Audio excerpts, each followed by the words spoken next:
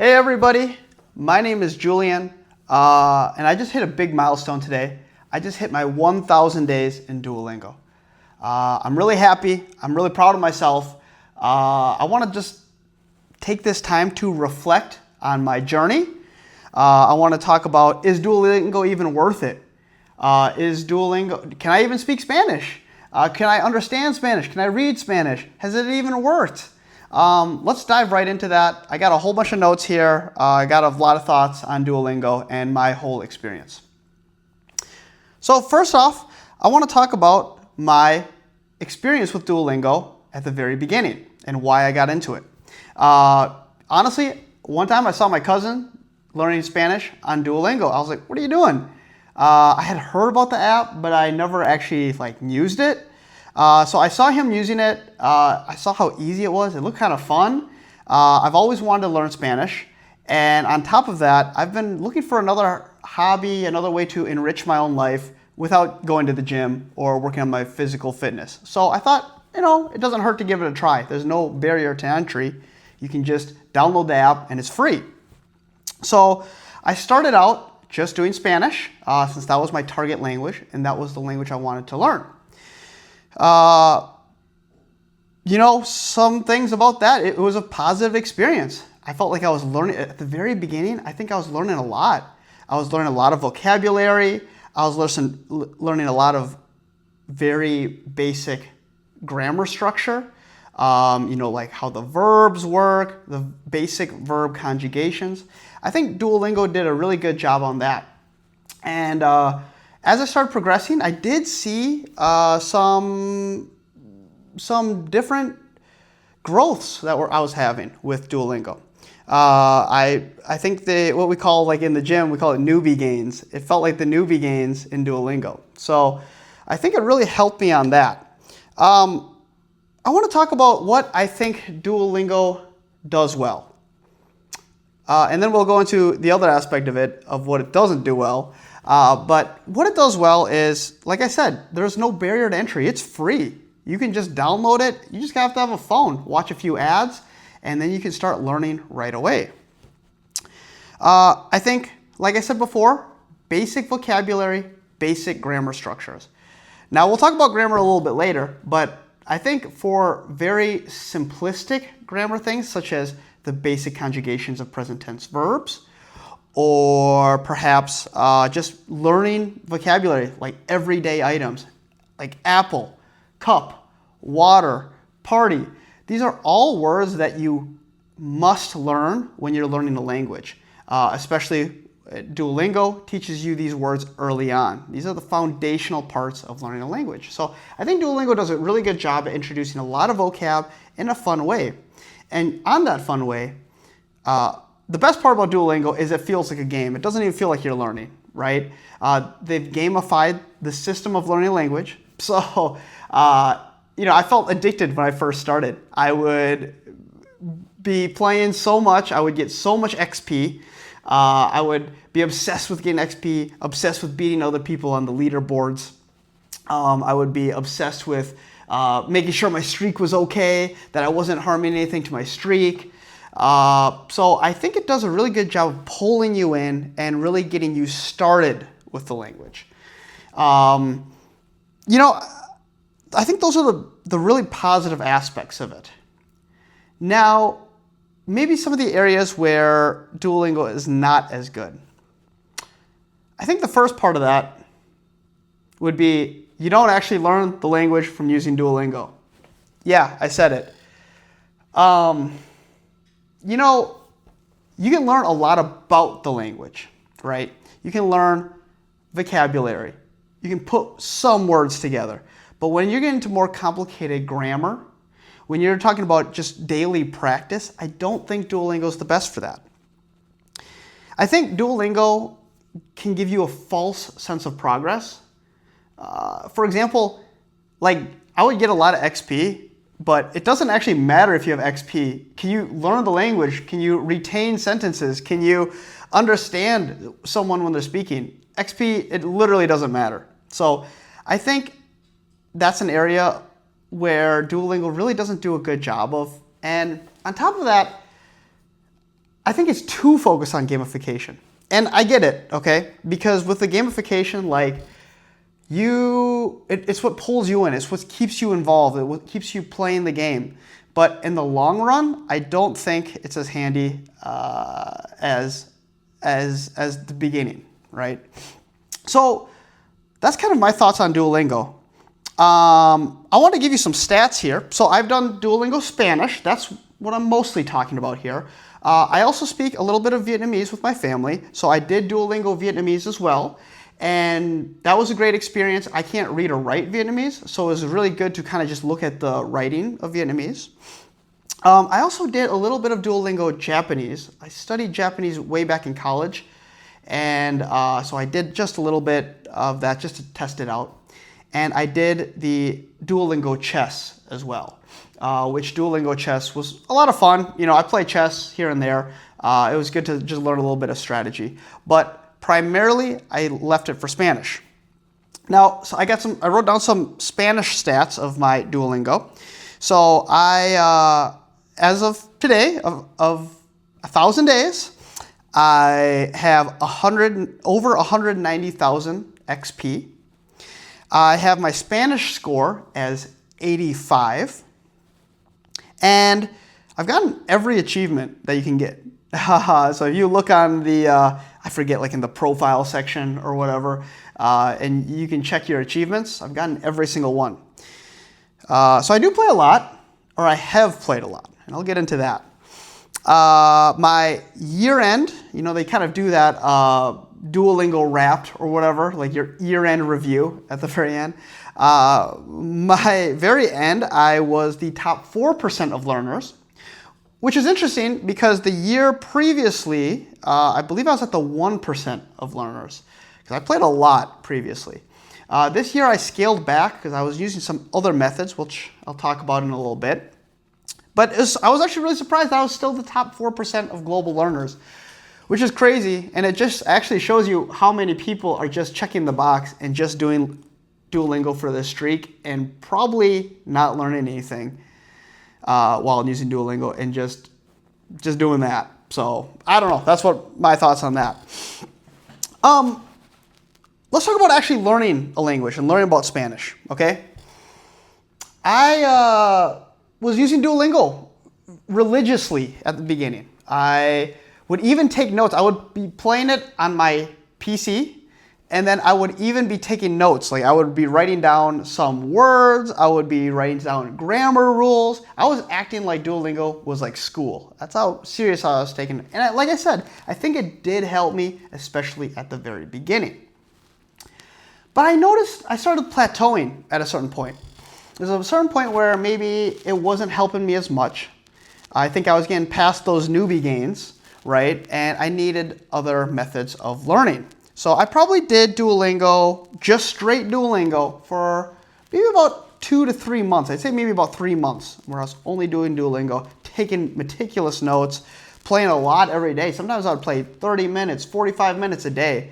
Also, I love, getting the XP, the dopamine rush that you get from completing a lesson, things like that.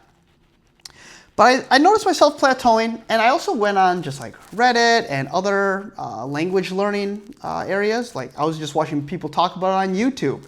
A lot of people were saying how Duolingo didn't even help them learn their language. Or they made no progress after like 1,000 days or something. So I didn't want to get stuck on just using Duolingo. I also noticed a few things here. When I was doing Duolingo, my reading was getting better because I was getting vocabulary, but my speaking was non-existent, like literally non-existent. And also, I think my listening wasn't very good as well either. I felt like only my reading was getting better, to be honest. Maybe a little bit of listening and pretty much zero for speaking. So I looked at other options to kind of add to my Spanish learning. And I think the biggest thing was just looking at different options because I didn't want to just rely only on Duolingo, especially when people on Reddit and on YouTube were saying that it's really not the best method. So I started doing a bunch of different things. So after about 3 months, I started looking at other options. I was just starting to watch videos in Spanish. And I came across, one of the best things I came across was dreaming Spanish.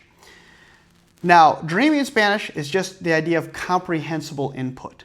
So they speak very slowly, and they talk about a lot of interesting topics, and I would just listen and watch dreaming Spanish. As I did this, I was still doing Duolingo every day, obviously. That's why I have 1,000 days. After doing this, like dreaming Spanish and this comprehensible input method, I saw my listening skills get exponentially better. And I really mean it got better and quick too. I might make another video on dreaming Spanish as well, just because it was probably the best tool and still is the best tool I use personally to increase my Spanish. Now, what's really funny is through Dreaming Spanish, I actually found out that there is a Duolingo podcast. So I want to touch on that because I actually listen to the Duolingo podcast. I think it's better than the actual app of playing Duolingo itself. I would highly recommend it if you're watching this video and you want to just get more of your target language. I know they have it in Spanish. I think they have it in a few other languages. You'll have to double check. But it's essentially a podcast in which it's like lighthearted, fun stories. And they have it both in English and both in Spanish. So it's kind of a cool mix. At first it was really hard, I'm not gonna lie. At first I didn't understand what they were saying. But after a little while, I really got to get comfortable with kind of the slower Spanish. And now when I still listen to the Duolingo podcast, I listen to it, I understand it probably 90% of the time. Maybe even 95% of the time. Because it's slow, it's made for learners, they speak very clearly, it's a fantastic podcast. I would highly recommend it if you are a fan of Duolingo. And it's really content made for all ages. It's fun, it's lighthearted, they got fun stories, cute stories. And you get to learn a little bit more about Latin America, at least in the Spanish circles. You get to learn a little bit more about Latin America or other interesting topics that you might find peculiar. Some other things that I did. I didn't only just do Dreaming Spanish. I tried doing my local community education classes. In my city, they offer community education. I've taken about 3 different courses for Spanish now through Community Ed during this last 1,000 days. I did a Spanish 1, a Spanish 1.5, and a Spanish 2. And just in a few weeks from now, I will be starting up Spanish 3. Guys, I highly recommend this. All right? Don't rely just on Duolingo. I learned so much grammar doing this. I learned the alphabet, the Spanish alphabet. These were game changers. I learned basic grammar structures, more in depth for the verb conjugations. I kind of had learned the verb conjugations through Duolingo, but this teacher that I had, and I'm very fortunate to have a great teacher, it really changed everything. He really showed perspective on just how grammar works, the conjugations of past, present, and future tense verbs. It really cleared my mind on a lot of aspects. I remember when I was doing Duolingo, even though they had taught past and future, I only was comfortable in present tense. That's no longer the case. I feel very comfortable in all tenses when I'm either consuming or speaking, anything like that. So, some other things, guys. There's this other aspect I did. It's called digital immersion. I switched my phone over to Spanish. I switched my PS5 over to Spanish. When I play video games, I only play in Spanish, okay? And it has worked phenomenally. I've learned so many different vocabulary. Right now, I'm currently playing the Elder Scrolls 4 Oblivion in Spanish. It was a little challenging at first because it's a big RPG, but I've learned so many wonderful fantasy-type vocabulary, like espada, which is sword, or escudo, which is shield, mazmorra, which is dungeon. I've learned so much crazy vocabulary, and it's thanks to just playing video games in Spanish and having my PS5 in Spanish.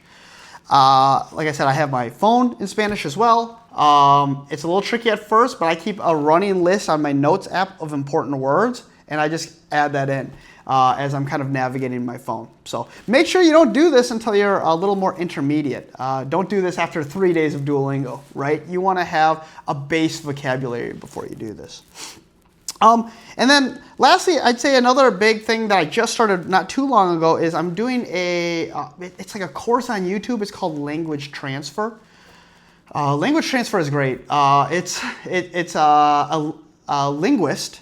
He explains to you how Spanish works and how it's related to English, how it's related to Latin, and really interesting facts because he's a language expert. It's really some interesting stuff. He said that Spanish is the closest language to street Latin. So I thought that was really, really interesting. And just a few other things. It's called Language Transfer. You can just search it on YouTube. I think it's really helpful. But yeah, those are some of those things that I did outside of Duolingo because I just felt like Duolingo wasn't doing enough for me. I think in the very beginning stages, it's fantastic. It's one of the best ways to start out a language. But if you want to progress in the language, you're never going to get fluent just by doing Duolingo lessons. Like, there's no way that you just checking some boxes and clicking on some words is going to ever get you fluent or native level speaking, okay? But I have some advice. If you're thinking about using Duolingo, some advice for you, or if you're continuing to use Duolingo, some advice I have for you. Still use Duolingo. I think it's a great platform. I use it when I have downtime. Wherever, like if I'm just sitting around bored, I'll do a little bit of Duolingo. I think one really nice thing about it is it reminds you you got to be learning your Spanish, especially at the beginning. It really helps you. It gives you a reminder. They give you those notifications where you got to do it or else Duo will come after you. So I think that's kind of fun. I think it's a really good aspect for keeping track of how long you've been learning Spanish. It's cool that I get to say, hey, I started learning Spanish 1,000 days ago. It's cool that it tracks it all for you. I think it's really special that I am able to kind of look back on the very first day I started working on Spanish myself. So I think that's a really great aspect of Duolingo. And then what's next for me? Do I want to keep continuing with Duolingo, or do I think I'm beyond Duolingo at this point? Honestly, I'm going to keep doing it. I'm going to keep doing Duolingo as long as I can. Let's try to get that 10,000 day streak or something crazy. I don't know. But I'm going to keep using it. At this point, I do kind of just do one lesson for the most part and just move on. But you know, one thing I've really thought about as I get better in Spanish, which I am nowhere near where I want to be, I can speak a little bit. I have really good comprehension at this point. I can read very well and I can listen very well, especially if it's just a little slower. I really don't even have an issue listening. And that's all thanks to Dreaming Spanish, which I'll talk about in another video. But I think what my future for Duolingo is, I'll keep using it for Spanish now, but when I get to a level of Spanish where I feel more comfortable, I think I'm going to try to use it to start up Vietnamese again. Like I said, I already can kind of speak Vietnamese with my family, but I think learning to read and write Vietnamese is another animal. And I think Duolingo would be a really great resource for that, especially at the very beginning where I can't read and write anything. When I had done it for Vietnamese just for like a week or two, I got to see how I already knew the language and I could kind of sound them out. But I think it'll be a great resource for learning Vietnamese, which I want to get better at. It's one of my goals in the future. I just want to master Spanish first, and then I'm going to essentially work on my Vietnamese, get my Vietnamese up to speed. So I think that's kind of the future for my Duolingo usage. So just keeping that Spanish at a bare minimum and really possibly using it for future language learning. As for the future of my Spanish, I'm still doing everything I said. I'm listening, watching lots of videos in Spanish. I even watch documentaries in Spanish now. I just slow it down on YouTube to 0.75 audio speed so that I can watch these documentaries and just listen. I'm still taking community education classes on Spanish. And I just feel like my progress has been increasing drastically. But I do want to thank Duolingo because I might not have ever started this journey without that free, low-cost barrier for entry. And thanks to Duolingo, I've been learning a lot of Spanish. It's really been has such a positive impact on my life. It's one of my favorite hobbies that I have is just learning Spanish. It's really cool, and I gotta thank Duolingo for it. I was hoping at 1,000 days I would get something crazy, like Duolingo would send me a letter in the mail or give me one of those little plushies, but that's not the case. So if you guys are hoping for a prize at 1,000 hours, don't wish for it. So, but yeah, that's my thoughts on Duolingo. I think it's a great app, but please just don't rely on it 100% for your language learning. But yeah, I've also posted a short of me hitting my 1,000 days. So please check that out on YouTube as well. Please let me know what you thought. Do you use Duolingo? Do you use other methods for your target language? Let me know in the comments below. Please hit like, hit subscribe. I'm going to do more videos on my language learning journey here. And I think the next one I'll talk about is my dreaming Spanish and do a little reflection on my dreaming Spanish. So thank you so much and take care.